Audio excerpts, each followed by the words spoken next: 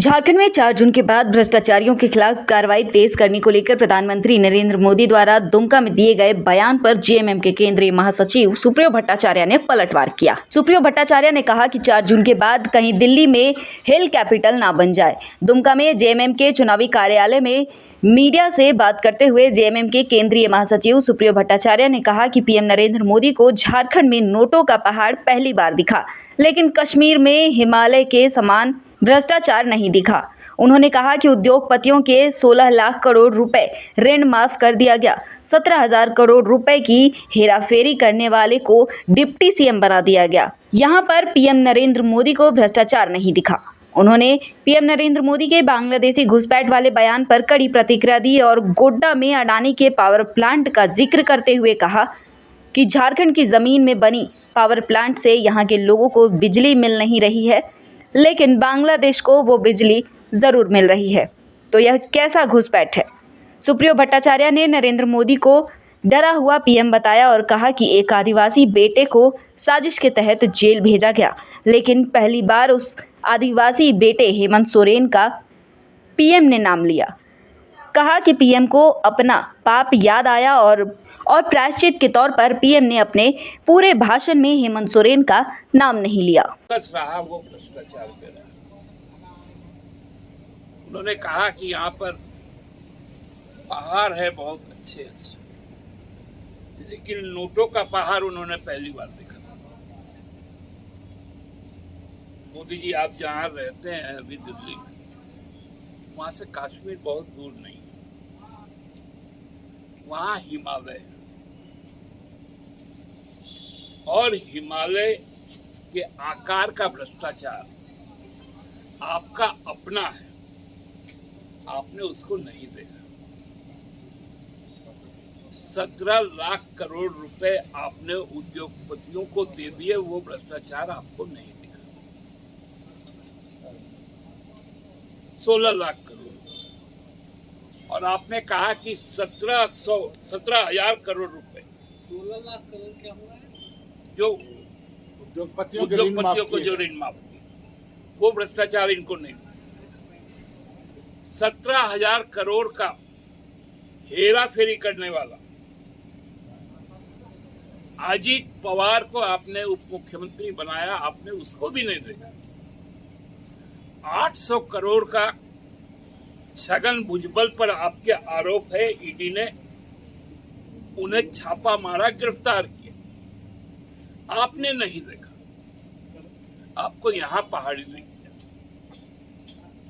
आपने कहा कि बहुत कुछ यहां से लूटा, सेना की जमीन भी लूटी। मोदी जी को ये मालूम होना चाहिए, सेना के जमीन के लूट के जो आरोपी है विष्णु अग्रवाल, उनको जब ईडी ने गिरफ्तार किया, 6 महीने जेल में रहने के बाद जब वो बेल पर बाहर आए, तो भारत की वित्त मंत्री निर्मला सीतारमण जी रांची पहुंची और उस पर्टिकुलर व्यक्ति से बाबूलाल जी के समक्ष में उनकी मुलाकात, उन्हें कुछ दस्तावेज सौंपे गए। मोदी जी ये भी देख नहीं पाए कि भ्रष्टाचार, जमीन लूट, सेना की करने वाले लोगों का प्रश्रयदाता भारत सरकार का केंद्रीय मंत्री, और वो भी केंद्रीय मंत्री जो वित्त मंत्री, जो कहती है कि मुझे चुनाव लड़ने का पैसा नहीं। मोदी जी को वहां पर जो भी 20-22 हजार लोग जुटे थे पूरे तीनों लोकसभा क्षेत्र, उनमें एक बच्ची दिख गई जिसके हाथ में फोटो। उन्होंने उस फोटो को मंगवा लिया, लेकिन मणिपुर की आदिवासी कुकी लड़कियों की नंगी तस्वीर जला के मार देने वाला उनको नहीं दिखा। जो आपने अदानी को दिया, जमीन हमारा, जल हमारे, खनिज हमारा, बिजली बांग्लादेश। ये कौन घुसपैठ है कि झारखंड की बिजली बांग्लादेश को जा रहा है। क्या आपका यही घुसपैठ है? उन्होंने कहा कि ये लड़ने जीने मरने वालों का इलाका है, तो एक आदिवासी के बेटे को जेल में क्यों भेजा? आज जनता ये सवाल कर रही है। मैं दावा के साथ कहता हूं, आज पहली बार प्रधानमंत्री मोदी को अपना पाप याद आया और प्रायश्चित के तौर पर एक बार भी अपने मुंह से हेमंत सोरेन का नाम नहीं लिया। डरा हुआ प्रधानमंत्री, डरपोक भाजपा के लोग हेमंत सोरेन के नाम से इस प्रकार कांप रहे हैं। एक उनका गुड्डा का सांसद हुआ करता था, वो कहता था कि मैं तो प्रचार में ही नहीं निकलूंगा। अब तो नचनिया गवैया सबको बुला रहे हैं। और एक उनके सांसद है मनोज तिवारी, उन्होंने कल मैंने देखा कि गाना गाया कि हुस्न का कमरा में कभी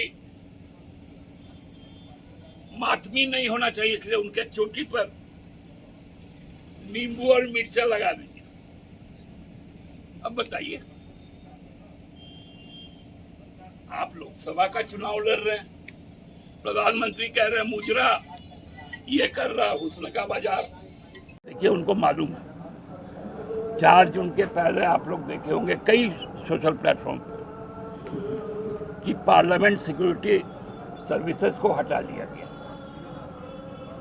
वहां सीआईएसएफ के हाथ में सिक्योरिटी दे दी गई है, वहां मॉक ड्रिल हो रहे हैं, वहां मतलब एयर से पैराट्रूपिंग हो रहा है, क्योंकि उनको डर है कि 4 जून के बाद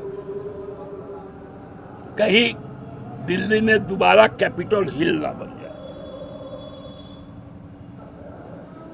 कि जो नारा था ना, सिंहासन खाली करो की जनता आती है। इसलिए उन्होंने कहा कि 4 तारीख के बाद इनके सारे फाइल, कभी वित्त विभाग में आग लग जा रहा है, कभी इनकम टैक्स में आग लग जा रहा है, कभी गृह मंत्रालय में आग लग जा रहा है। इनके सारे भ्रष्टाचारियों को 4 जून के बाद इनकी बेड संख्या और चेस्ट संख्या तिहाड़ के लिए तय हो चुकी है।